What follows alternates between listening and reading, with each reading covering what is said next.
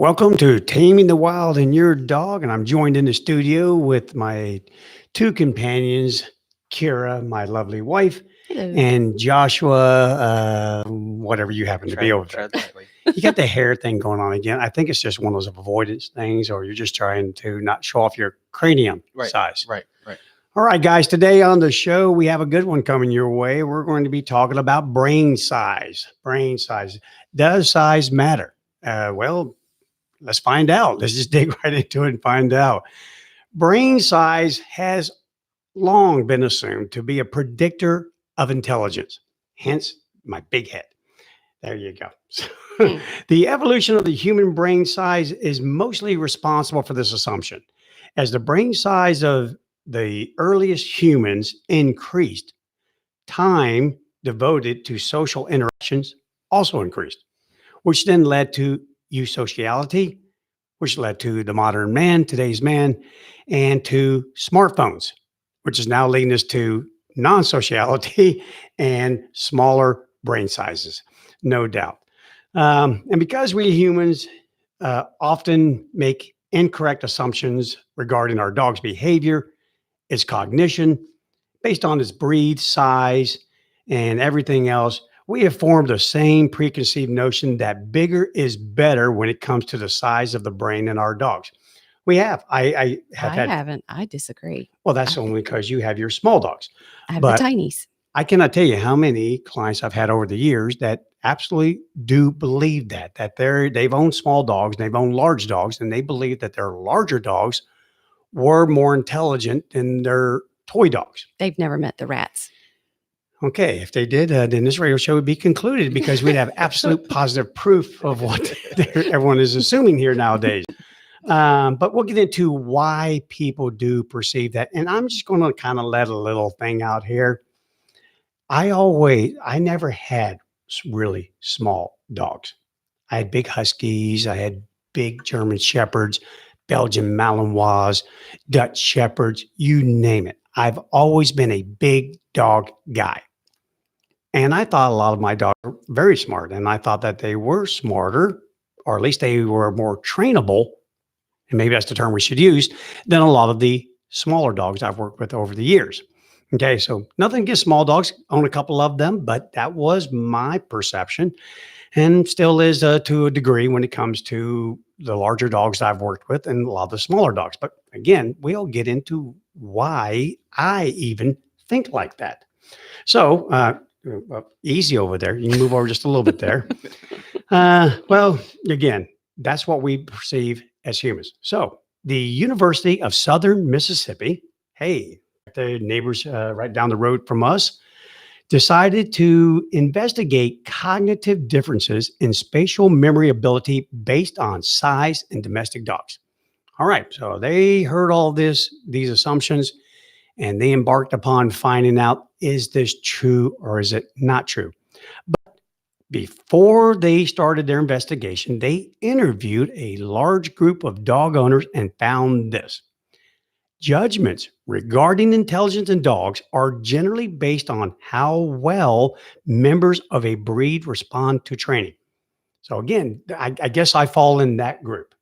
I'm guilty of that. I fell in that group. I've just worked a lot of large dogs, police canines, you name it. They're all big.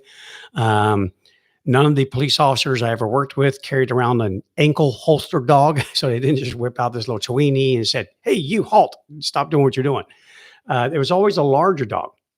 That's always been a big question of mine, is how do you judge intelligence in a dog? Because, a lot of people will look at a dog who really likes food, and so they problem solve the crap out of what you want them to do because they want that food. But then, I'll just use two of my own dogs as an example.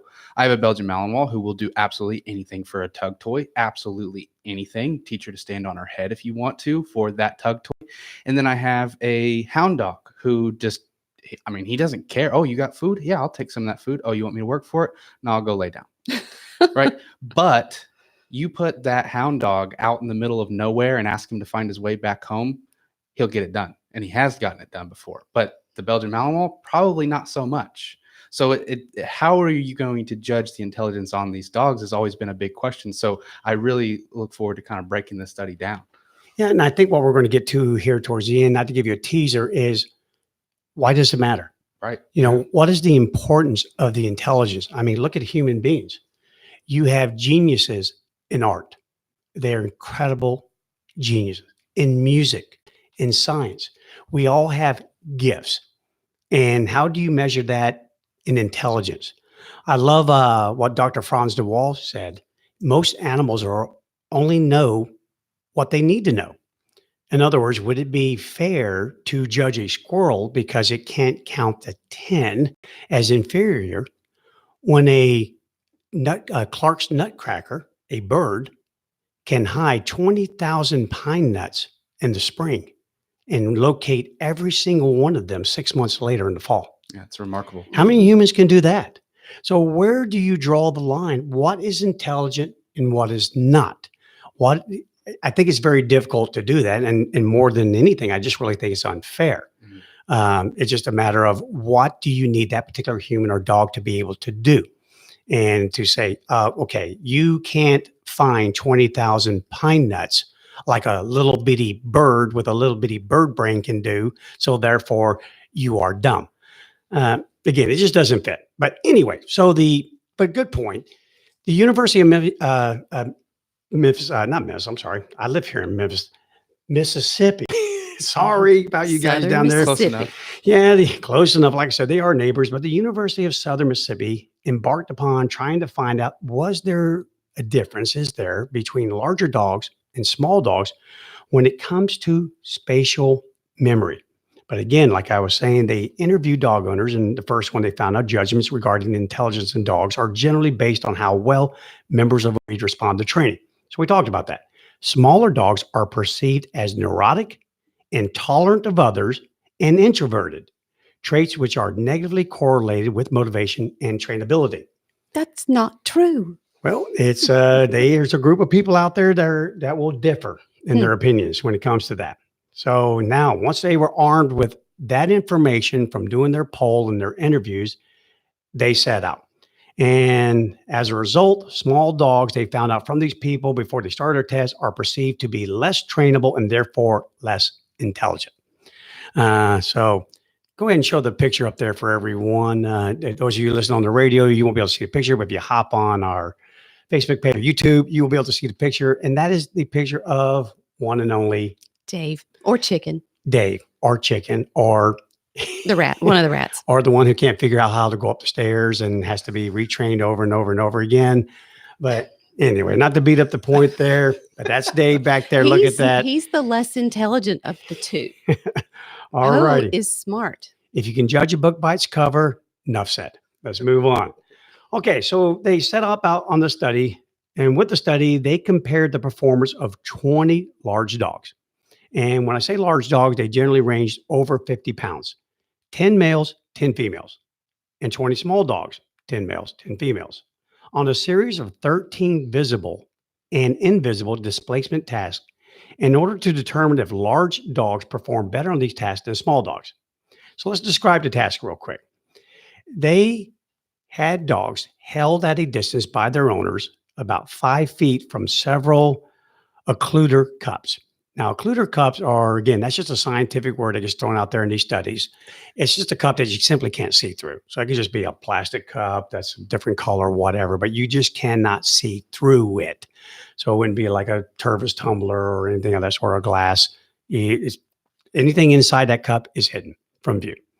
And they would take a treat on one of the cups. They had several cups, and they would station the cups 1 foot apart. And it would start off with 3 cups and finally work its way up to almost a dozen cups stationed 1 foot apart. And what they would do is show this dog stationed 5 feet away a treat. And then they would place the treat on top of one of these cups, then place another cup on top of it, then seal it with clear tape, and then had tiny little holes in the very top to allow the scent to come out the top of the cup. Now, they were not trying to, in the study, it was not the point to see if the dog could identify or locate the treat by using olfactory sense. It was memory. They simply needed to control where the scent was. If the dog did not have, like you mentioned, if it didn't have motivation, why do I need to go over there and look around those cups? Big deal. Well, if I see a treat and suddenly the treat disappears and there's some human holding the treat and they're playing with a bunch of cups, well, then there's a great chance that maybe that treat is somewhere over there near those cups. So again, without a reward, we did it with your dog Vesper. Mhm. Without the toy, why bother to go search if Right. there's no tug toy? There has to be incentive. So they used the treat as incentive, but they did not want the treat to contaminate the surface, the testing surface. And that's what would happen if you did perhaps something equivalent to a shell game. If you put the treat on a mat and then put the cup over the treat, granted, the dog would not be able to see the treat, but once the cup was lifted and the treat was taken by the dog, that whole area is now contaminated, which means you could get false positives. You could get signals from the dog, and the dog would pick that particular spot and go back to that spot repeatedly first. And therefore, it would skew the results of the test. So, to keep that contamination from happening, the treat was never placed on the mat. It was placed between the two cups. But it does, they referred to another study that was similar to it and another one that was similar to it.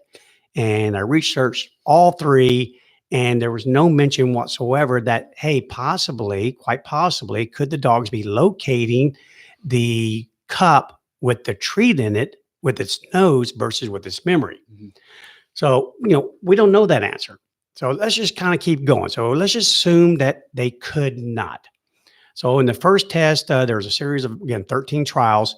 And the first one would be the person would place the treat in the cup, then place the cup down on the ground. 1 foot away would be a cup without a treat. Another foot away would be a cup without a treat.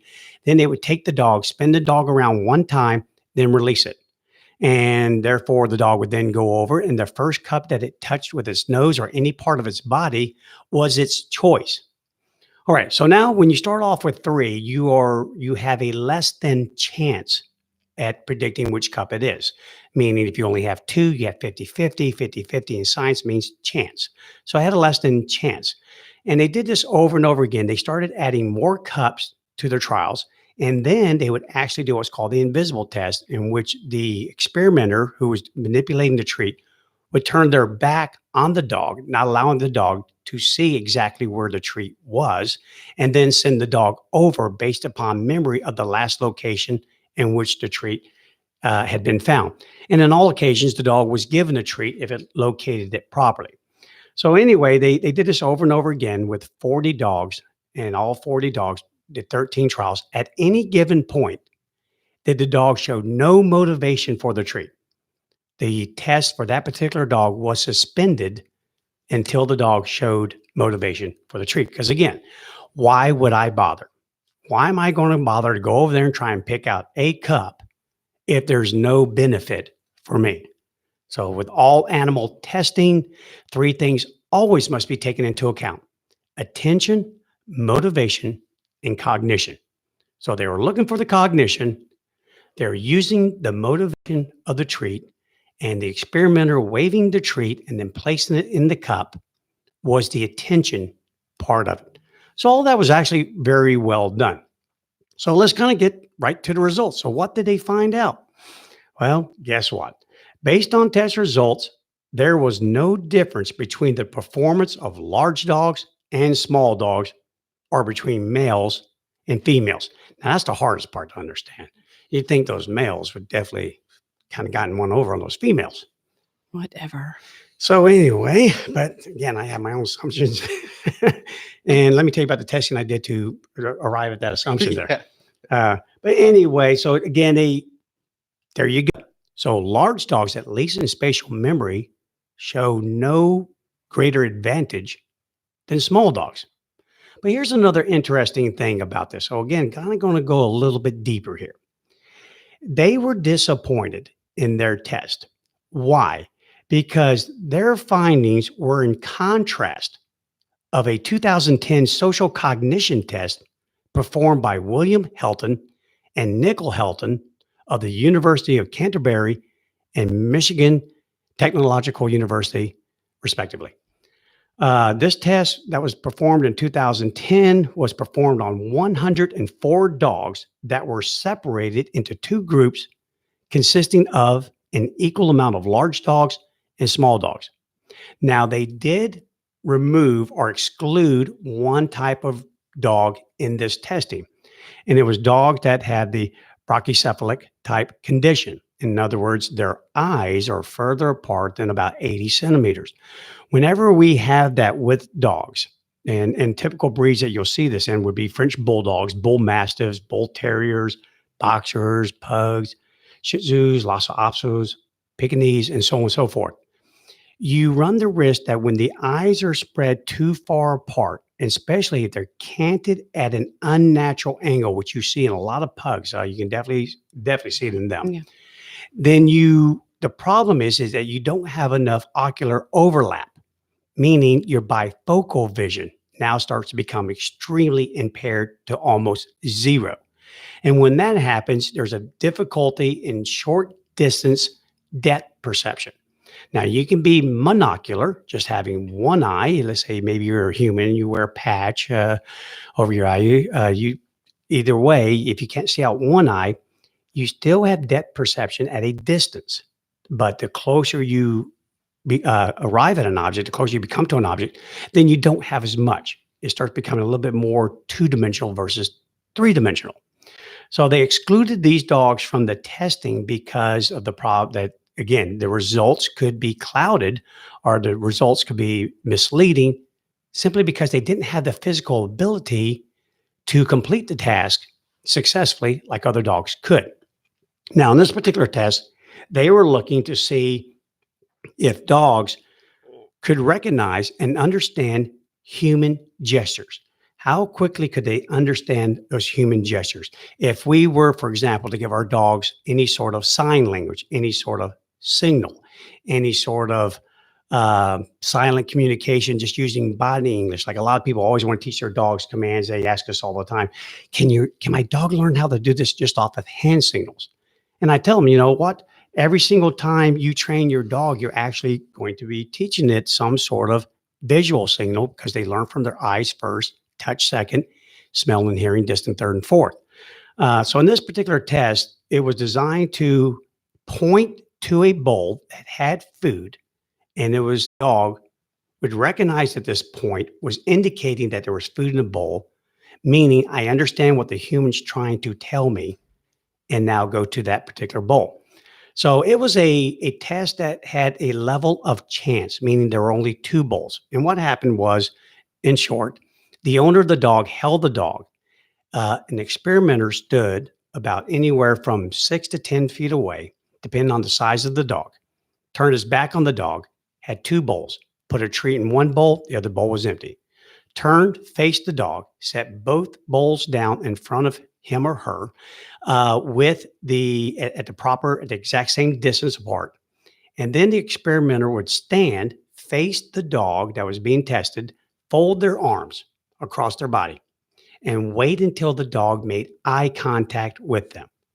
Once the dog did, then they would very quickly, in less than a second, point at the bowl that held the treat. Then they had to fold their arms. And once their arms were folded and they could not look at either bowl, the dog was released. And the dogs went over and again did their thing. And the results for that was that the larger dogs did do better. They were far, far greater at locating accurately the first time the treat in the bowl, much more so than with small dogs. That's very easily explained too, why that would be the case, why the larger dogs would perform better than the small dogs, just based off of the majority of what these larger dogs are bred to do. Large portion of the larger dogs are bred to work with people and do jobs that are required to read a human's body gestures. So it makes sense that the larger dog would do better at that, where the smaller dog was basically meant to sit on the lap and not really read a whole lot of gestures at all. Yeah, and that was actually there were three factors that they admitted once the test was complete.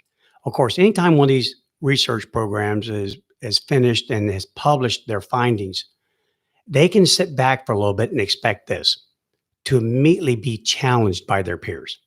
That is a given. That should be done. It kind of opens up, hey, did you really think about this while you were doing the test? And what about if we do this in the future?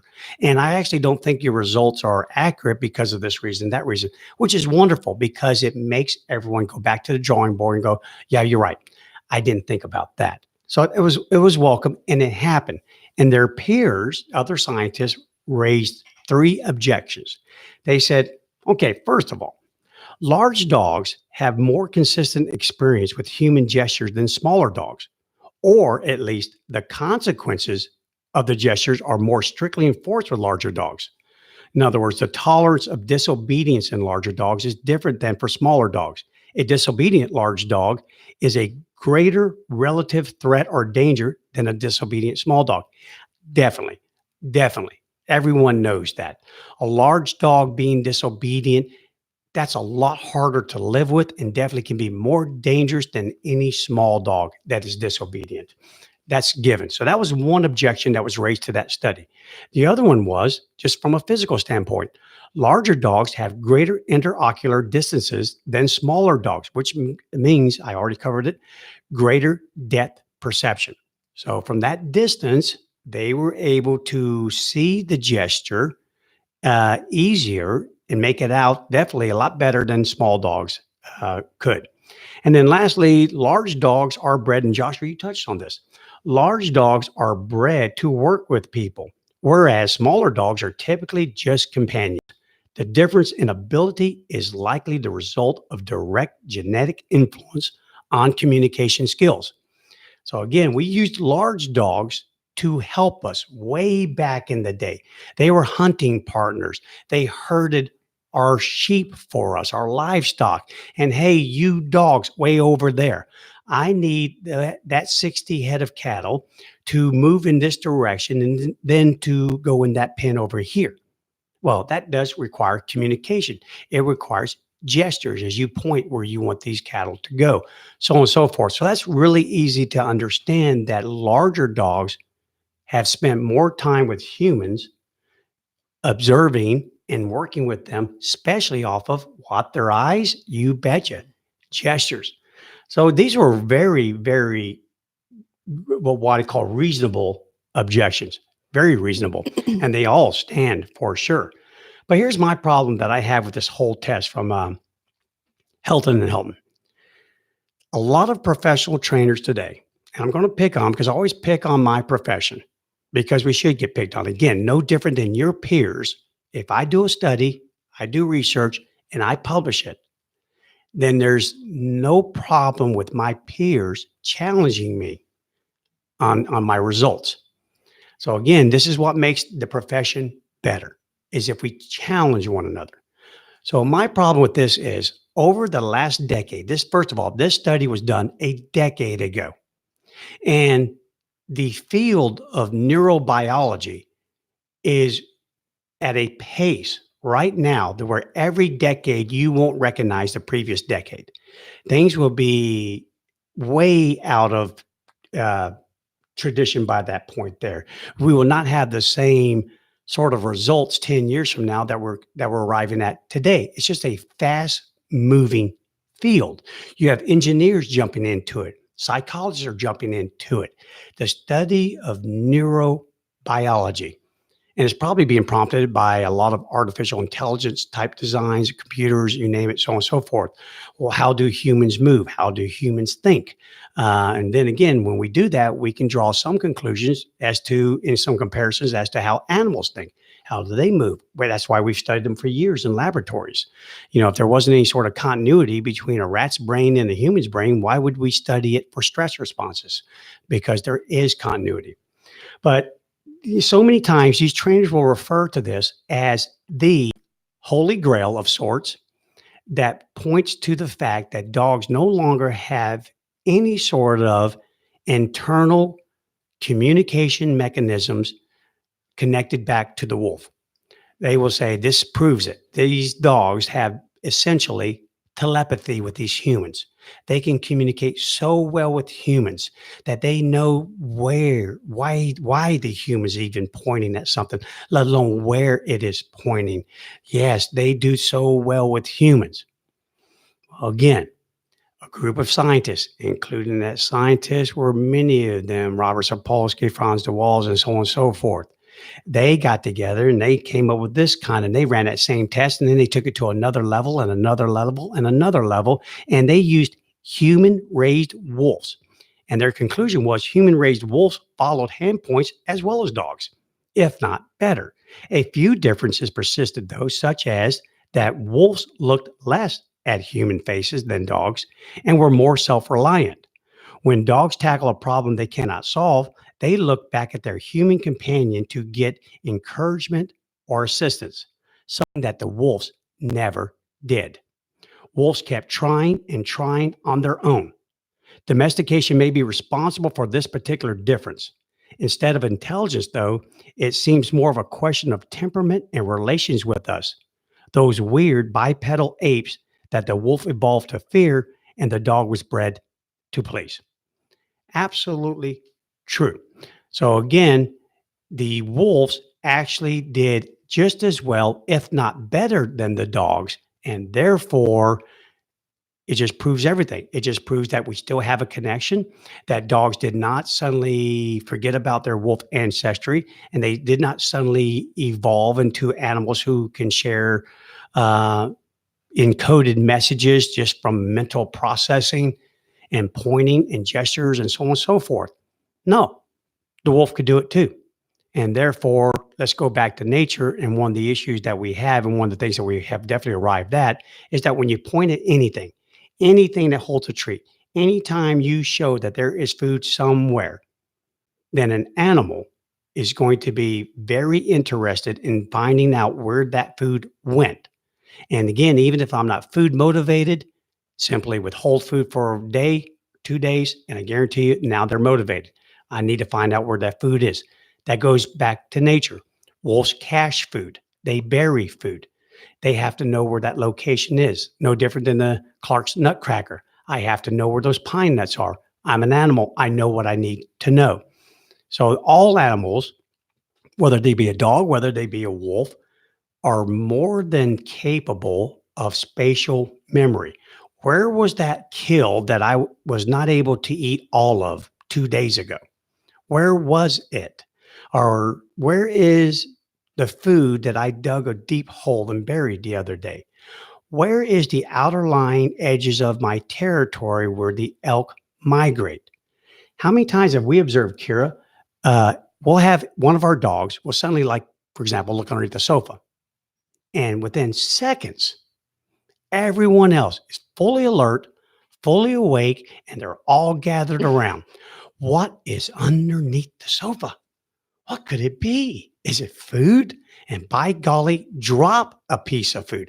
Drop a piece of food out in the yard, and you can go out in the yard. You can be 10, 15 feet away carrying some food with you and suddenly come walking back from that area, and all the dogs leave the spot where they were at that moment and head out to the area in which there was food because they know Brian's probably going to drop it. And now there's going to be some food out there. But they have to know this, guys. So at the end of the day, what does all this mean for you?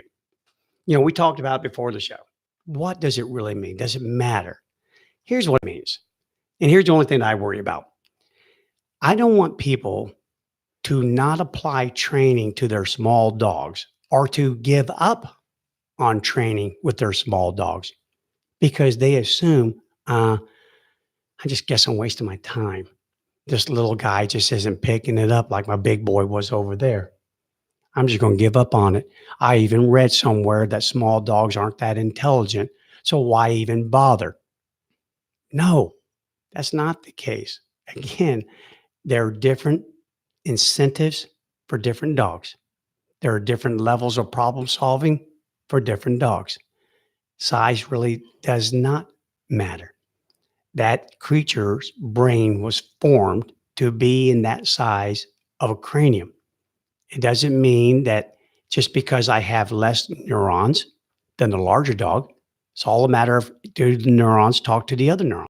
If they don't, then it doesn't matter how many you have. If you want to learn more about that, study dementia in humans, study Alzheimer's disease, so on and so forth. So I think that's the biggest thing is don't read something, hear something, get something sensationalized in some magazine and think, I've got a small dog, so why even bother? Or I've got a big dog, so why bother either? They're really smart. They'll pick up on it on their own. No. And I've always told people dogs can learn bad things, things that we determine to be bad behaviors, every bit as quickly as they can learn good things. It's just a matter of incentive. There's there's a saying that we always say, the bigger the dog, the bigger the problem. So when you have a small dog and you're experiencing these behavioral issues, what a trainer would call a behavioral issue, they may go unlooked because the dog isn't really causing a whole lot of stress because of its size. But now you put that dog in a different body, same behavior, and now all of a sudden this human's living in a chaotic world. So I always try to look at it from the dog's perspective. Even if the dog's behavioral issues aren't causing the human stress, think about the lifestyle that dog is living. So just because you have a small dog doesn't mean that your dog's not suffering from the same, lack of structure, the chaotic mind, the chaotic routines and things like that your older dog is. You're just not experiencing the symptoms and the repercussions of that lifestyle. Yep, absolutely. Again, one of those factors there that we become more urgent when we have large dogs. I mean, just look at housebreaking. I just boil it right down to that. I cannot tell you how many clients I've had over the years in which the 8-year-old toy dog was still soiling the house. And yet, that's not a huge deal. I can clean it up.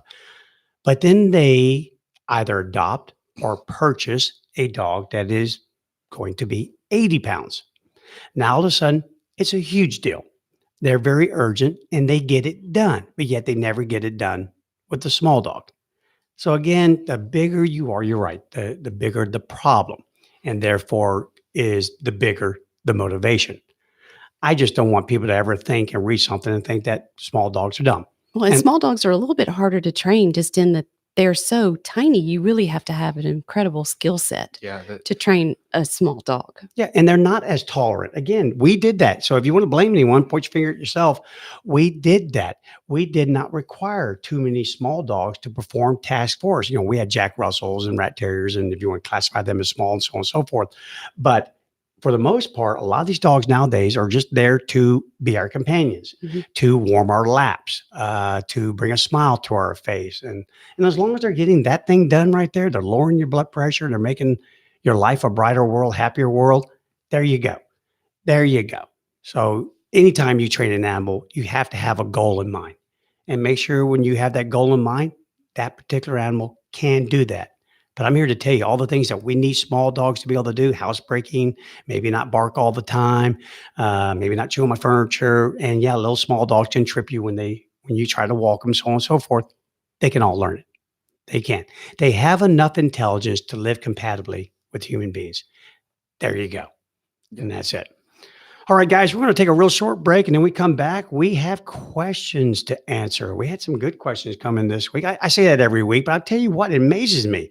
It's like someone is on the show, they're either watching us or listening to us, and they go, oh, all right, that was a good question. I can up that one. I'm going to top it. Yeah, it's like someone just keeps upping the ante, and it's like, I'm going to stump Bryan, and I'm going, you're right, you're going to stump me. It's going to happen. I don't I know. don't believe it. It's not going to happen. Oh, well, I've got resources to my left and to my right. So I'll be one of those where, man, that question is so easy. I'm going to let Joshua answer. Just call me Google. Yeah. There you go. All right, guys, we're going to take a short break. We'll be back, and we'll get to answering those questions.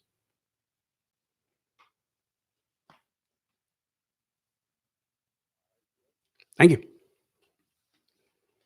So I have a concern with our main study that I would like to address, and then I got to go to the bathroom real quick. Or you better go quick. Yeah. So anytime you're dealing with any type of motivation with a dog, it's so unpredictable at any given moment what that dog's level of motivation is. So my concern here is that there's so many studies done with food. I mean, that's how we judge a lot with dogs is how well can they find the food? What kind of foods are they willing to find, and all these different things. But even with my own dog, or just you take any individual dog, what the motivation that you see with one type of food versus another is completely different. So I feel like any level of study done with food with multiple dogs, you're looking at, you could get a completely different result if you did the same exact experiment a month later with those same exact dogs. Unless you use cheese. Yeah. Because Right. all dogs love Well, cheese. And the other thing that you have to take into account, where's this test done? When is it done? Right. Is it a novel environment? First thing that happens in a novel environment, we talked about last week, immediate mobilization of the stress response. What's one of the first things that happens when the stress response is mobilized, other than the release of energy, the direct energy being directed to muscles that are needed, so on and so forth, is the inhibiting of digestion. So, in other words, when you're super stressed, you're not hungry, and you're not going to be Yeah. hungry. Those Why? scared dogs won't take treats. There The you go. fearful dogs. I'm in a just forget novel it. environment. There's a novel experimenter with some cups I've never seen in my life.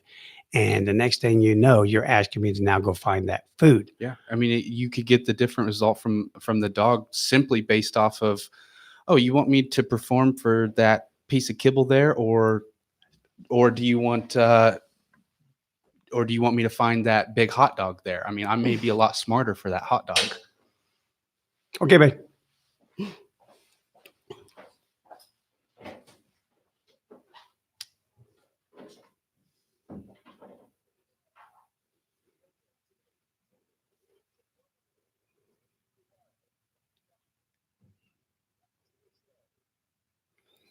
Well, there are some people that definitely have my email address Yeah. because we've gotten some really good questions in here. Yep. So let's get started on those questions. Sounds good. Okay.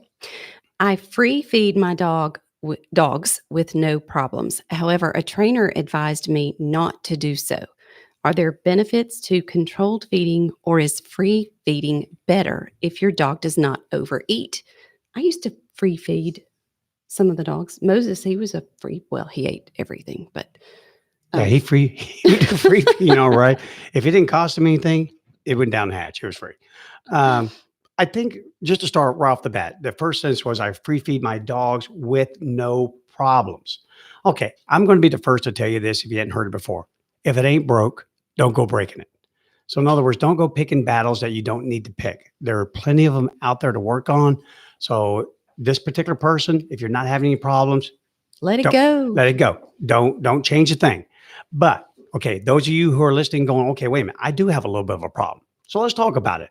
Are there any benefits to controlled feeding, or is free feeding better if your dog does not overeat?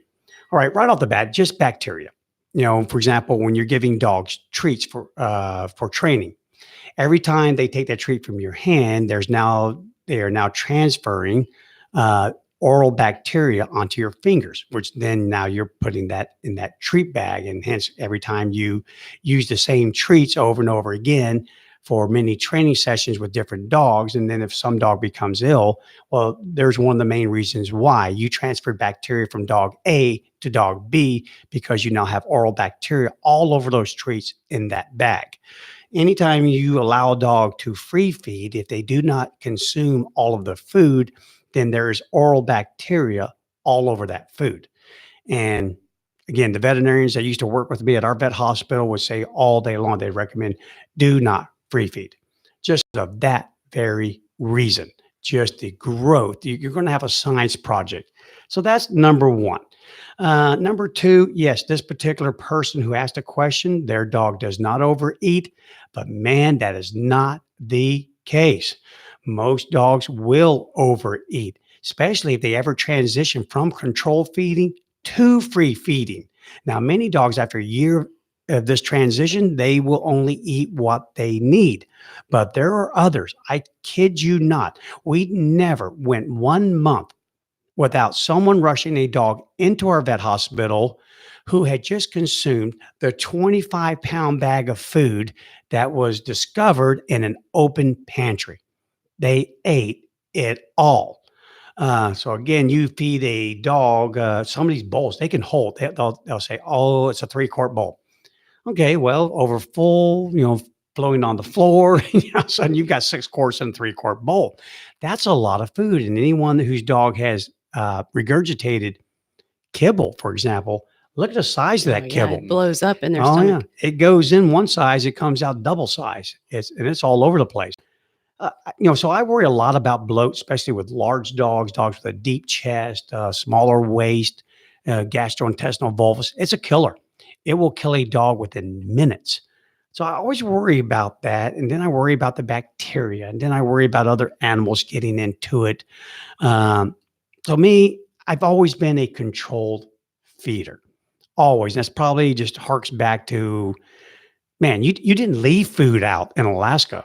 It was a stone. It was an ice stone within about 10 minutes at this time of the year. So you didn't.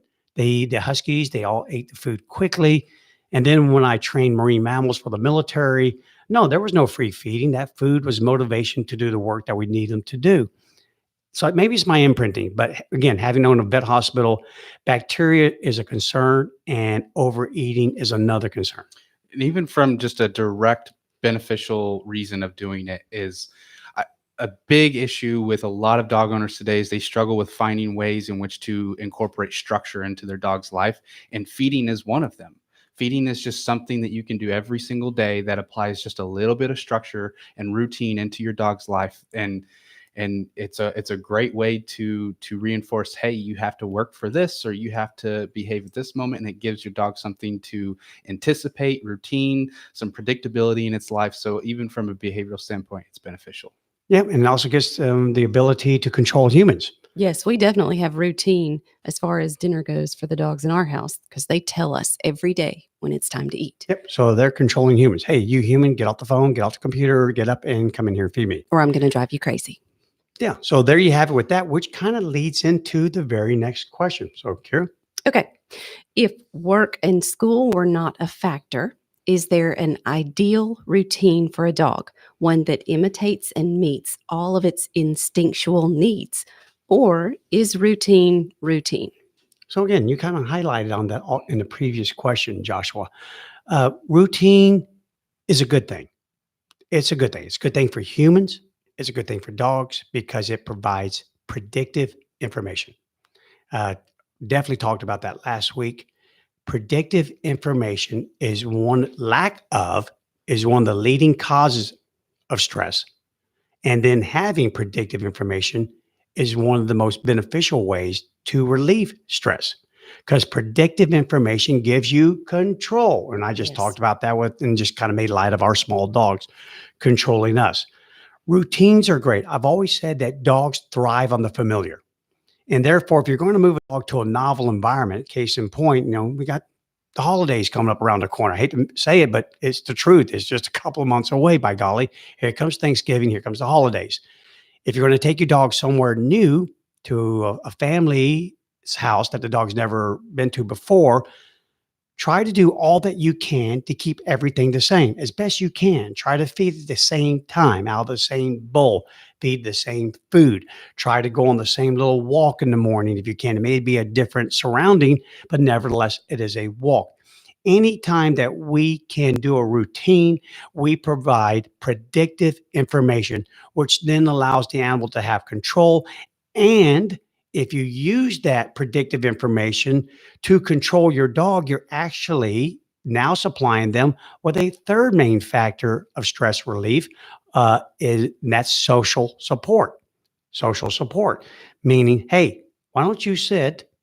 There you go. Stay. They're looking great. And there's your food on the floor and free.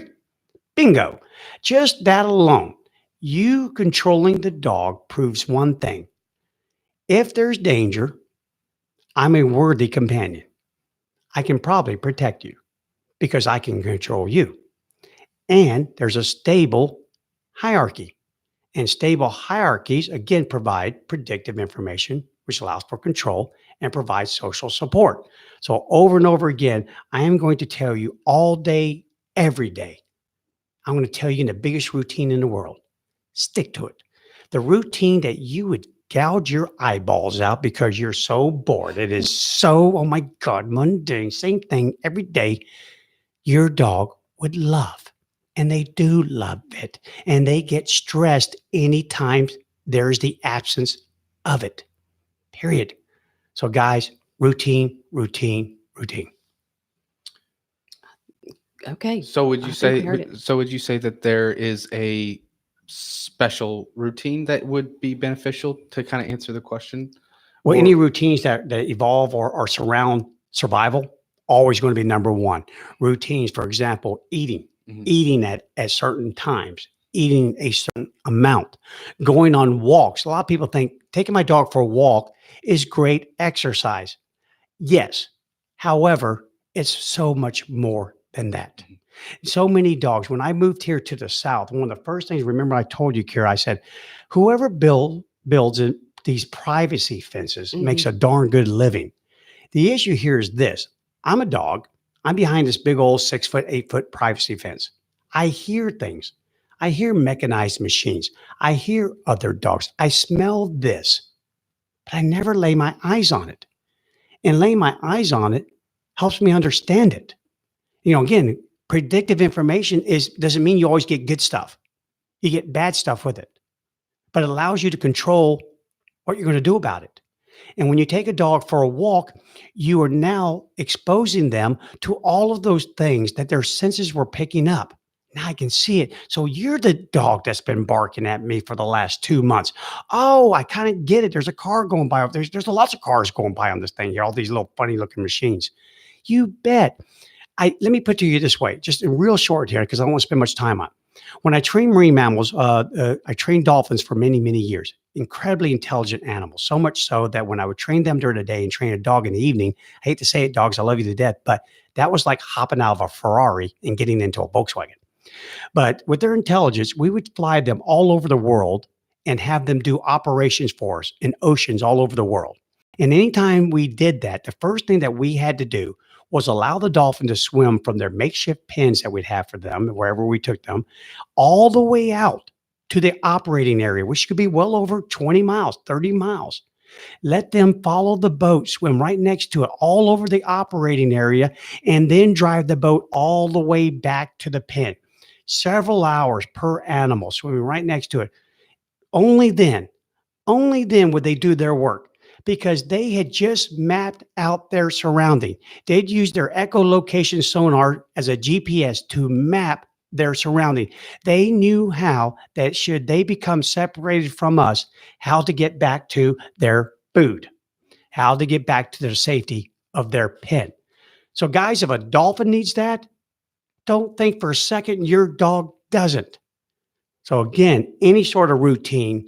That's why if you take your dog for a walk, especially if you take your dog to a novel environment, please do walk it. Please do so. Guys, if you love your dogs, like we say we always do, get off your butt, take your darn dog for a walk. I mean it because it's if dolphins acted like that, I can't even imagine what goes through our dogs, the stressors they incur. Well, I remember when we were traveling so much with Captain to all these cities for the Embracing the Wild in Your Dog tour, book tour. That was one of the first things we would do with him is walk, and it really helped to calm him down and It did. It absolutely did. And even the other dogs that we took with us, I always make that a point. If I take my dog somewhere new, even if I'm staying in a hotel, even if we stop at a rest stop, get the dog out, take it for a short walk. Because again, yeah, it may not be good.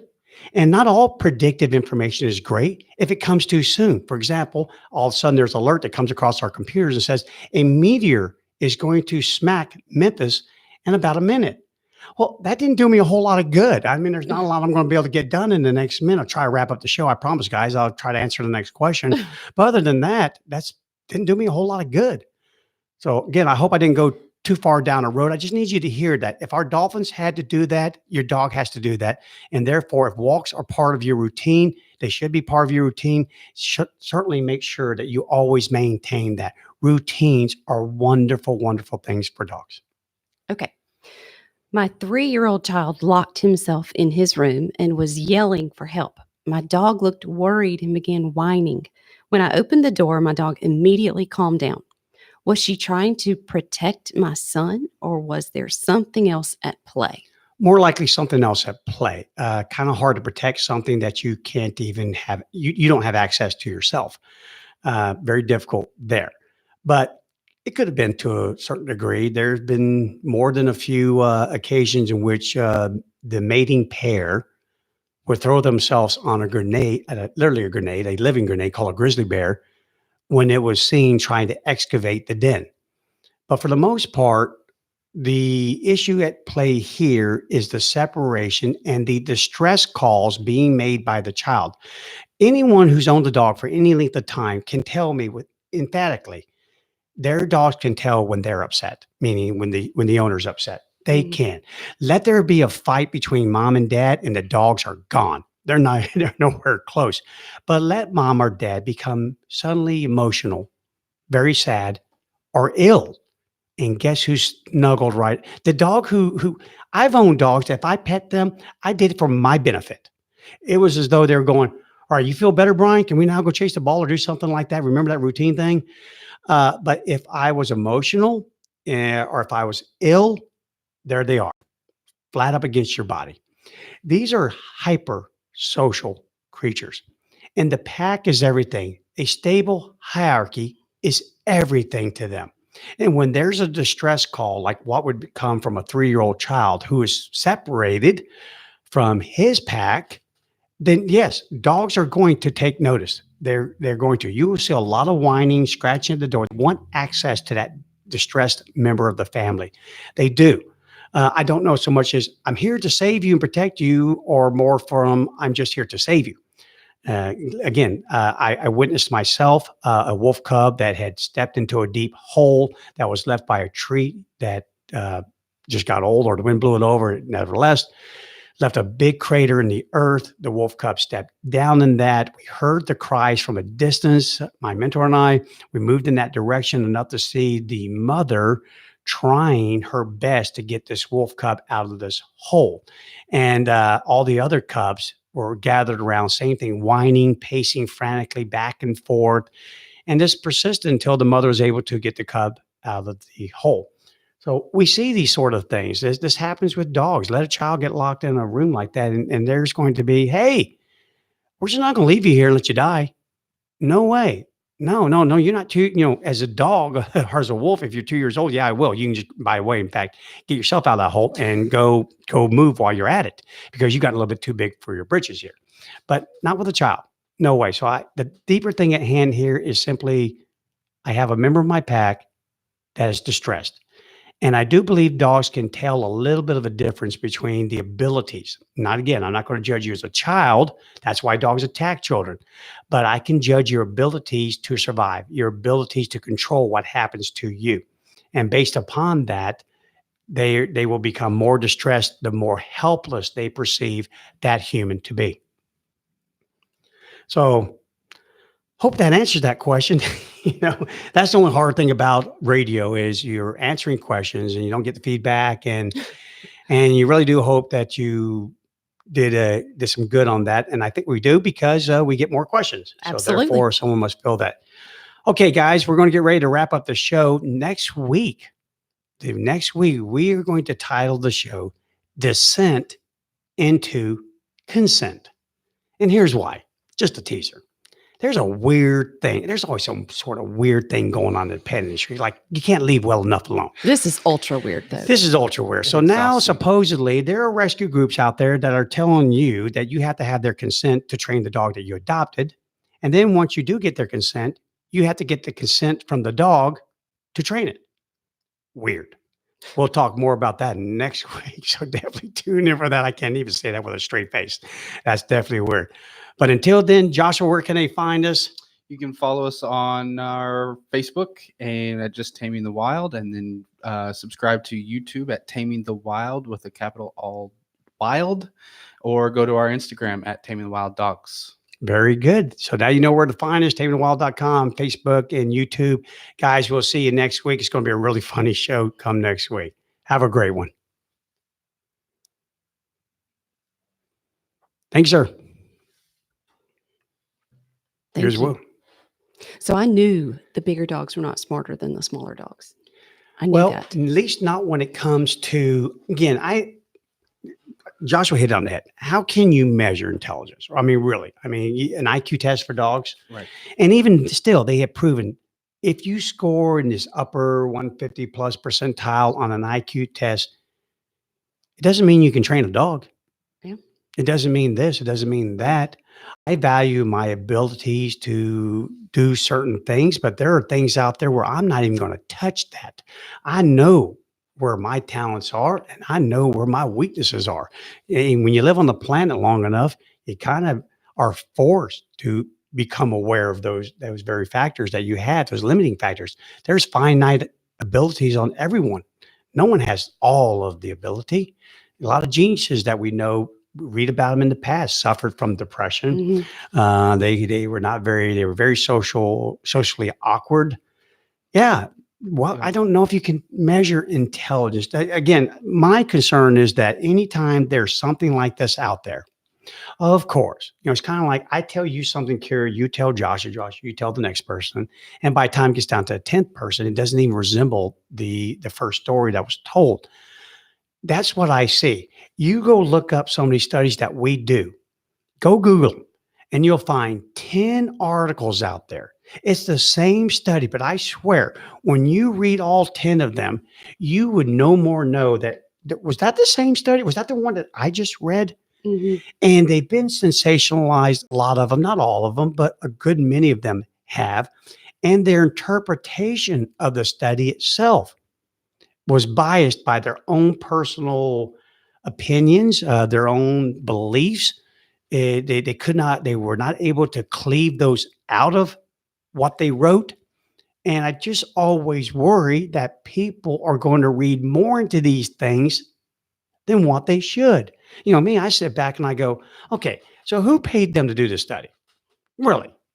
At the end of the day, tuition is high. We kind of know that personally right now with a kid in school right now. It costs a lot of money. Would it cost less if you didn't do silly studies like this? I mean, seriously. Yeah. What good? They even write in the article. So I didn't bother to read the whole darn thing because it's like 27 pages long. But when you get to the bottom of it, what's the purpose? They even admit, well, I think all this means is that we need to do more study. Why? Why? Is something broken here that I'm not aware of? Yeah, I get it. There are some things that are broken. We do have dogs suffering from mental illnesses, and we have humans that are contributing to that mental illness. I get that. So why don't we go study that?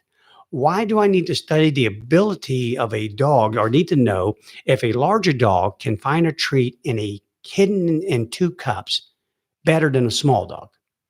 I And I don't. again, like I said before, when you're dealing with that love, that type of motivation of food, you're not going to get so even if you wanted to do the accurate thing, you would use the motivator of pain. Honestly, if you wanted to get a more accurate assessment of the dog's capability of solving problems, if I'm not advocating for going out there and putting pain on dogs to have them solve those problems like that for test purposes, but if you Food's not gonna do it. yeah, Yeah. if you Yeah. wanted to get the more accurate assessment of what you're trying to achieve, that's the way that you do it.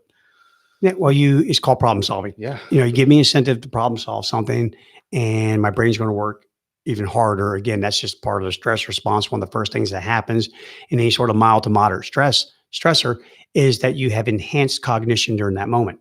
And again, nature's so smart. She thinks, okay, how did I get out of this last time? How do I get away from here? What do I do about this or that? You bet you need to have enhanced cognition when you're under a stressor, but let the stressor go too high or too long, and now all of a sudden we have no potentiation occurring at that time between the hippocampus and the cortex.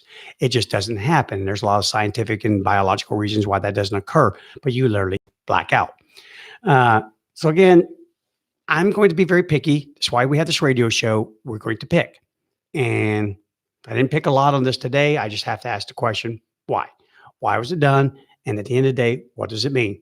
And I don't think it actually means squat. I think it just means that if you've got a small dog, train your small dog, got a big dog, train your big dog, and there's no special talents with either one of them outside of the fact that they can all pick it up. It may be it may take a little longer. We see that. I mean, our cattle dog, my gosh, He is so smart. he is Oh my so gosh. smart. But yet our Siberian Husky Takani, he's smart in his way. Really? What way is that? Well, there's one way. It's just one way, but still, he's smart in that way. Okay. But other than out of that way, not so much. But what does that mean to me? It just It means doesn't I matter. work a little harder. Yeah. It takes a little longer, but we will achieve our objective at the end of the day. All right. Well, we could ramble on all day long. I'm sure a lot of people out there have to get back to work, and I'm sure I know I have to get back to work. And so, therefore, have a great week. And I look forward to next week's radio show. Again, if you have a question, send it to us. If you have a suggestion, definitely send that to us. The radio show gig, hey, none of us are professional disc jockeys, or if that's what they call them or whatever. We're just sitting here behind these microphones trying to do everything that we can to help you guys out. So we'll just keep plugging away at it. You guys have a great week, man. Take care.